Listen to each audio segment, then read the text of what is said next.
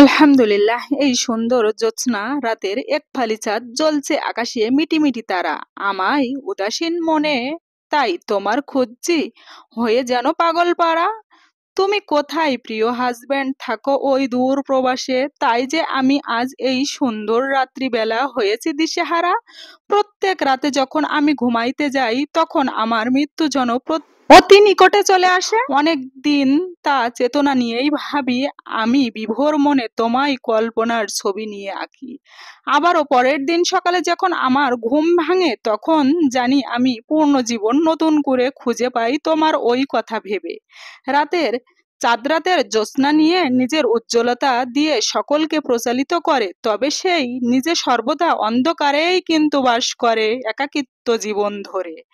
দিন অপেক্ষা রাত বিশুদ্ধতার একটি চিন্তা ভাবনা, ভালোবাসার এবং স্বপ্ন দেখার আদর্শ সময়ে রাতে সবকিছু আরো তীব্র, আরো সত্য বলে অতিবাহিত নতুন করে শুরু হয়। রাতের অন্ধকার আরো গভীর হওয়ার সাথে সাথেই আপনার উদ্বেগগুলি অনেক সুন্দর হতে থাকে।